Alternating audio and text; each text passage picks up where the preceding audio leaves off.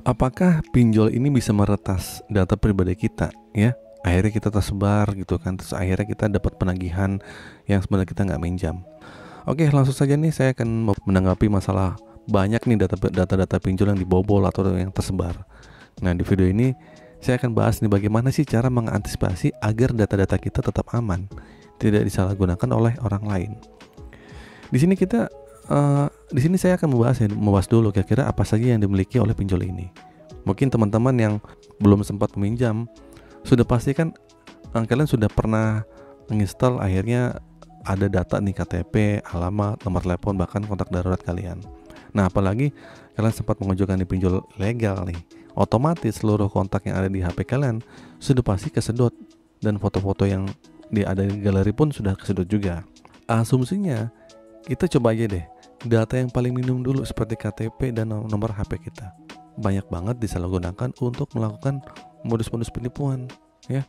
Mulai mengaku kerabat-kerabat kalian, nipu kontak-kontak yang ada di HP, di HP kalian dengan berbagai macam fitnah yang ditunjukkan pada kalian. Intinya banyak banget deh risiko ketika data kita sudah tersebar ya.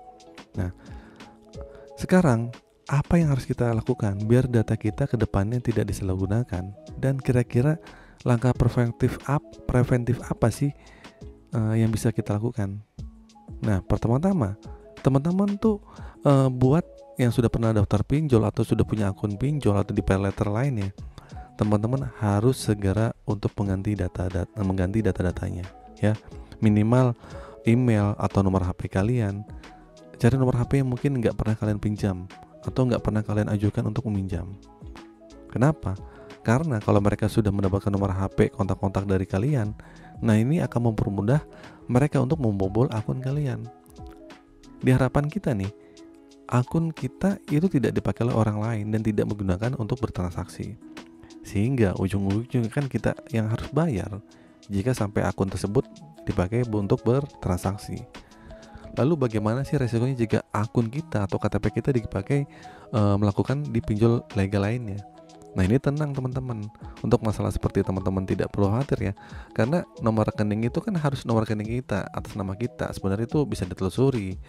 Jadi kalau misalnya amit-amit nih, kalau kalian minjem di aku laku ya atau pay letter, aku laku digunakan orang lain kemudian dipinjam itu ditunjukkan ke rekening yang berbentuk virtual akun. Nah, ini kalian bisa buktikan bahwa itu bukan kalian. Uangnya nggak masuk ke rekening kalian ya, karena kalau pinjol legal OJK tuh nggak seperti itu. Nomor rekeningnya itu harus sama dengan nama KTP kita, dan juga kalian bisa menolak lah untuk tidak menyetujui terkait masalah transaksi seperti itu. Kecuali kalau memang masuknya ke rekening kalian tuh beneran atas nama kalian atau bank, ya itu bisa diusut menggunakan KTP kalian. Nah, ini baru kalian bakal bisa dipermasalahkan. Tapi kalau virtual akun yang mana harus pinjol lebih teliti lagi untuk mencarikan, nah ini beda lagi masalahnya. Nah, untuk masalah yang dipakai orang lain untuk untuk minjol gitu, ini sebenarnya sudah ada solusinya. Sudah ada, kita tinggal kumpulkan bukti-buktinya. Kita tinggal telusuri aliran dananya kemana. Nah, kita tinggal telusuri juga device yang dipakai dari mana. Sebenarnya pinjol itu punya keamanan untuk memanage semua ini ya. Jadi ketika akun kalian digunakan, jangan mudah percaya begitu aja. Kalian juga harus bertindak langsung.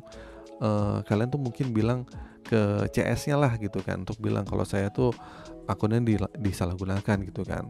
Kalian bisa lapor polisi atau untuk usut masalah seperti ini. Nah, penting banget nih biar pinjol itu juga ada keinginan untuk mengusut masalah ini, karena sudah ada urusannya polisi di dalamnya.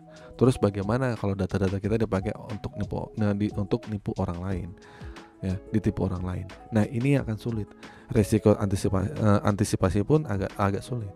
Buat teman-teman yang merasa kalau kontak HP-nya ini kayaknya sudah tersebar, sudah dipakai orang lain, teman-teman harus menghubungi kontak-kontak yang harus satu persatu atau minimal broadcast lah, update status lah gitu. Kalau bilang ada yang mengaku kenal kalian terus kemudian minta sejumlah uang sebagainya, mohon diabaikan.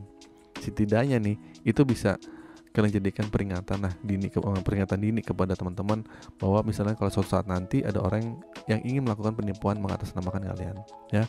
Jadi mereka sudah pada tahu. Nah, harapan saya nih teman-teman ya, dari banyak data-data kita yang tersebar, kita sudah tahu ya step by stepnya apa saja yang harus kita lakukan. Jadi amit-amit kejadian buruk menimpa kita, jadi kita bisa ambil langkah dengan segera. Jangan biarkan dan jangan cuek.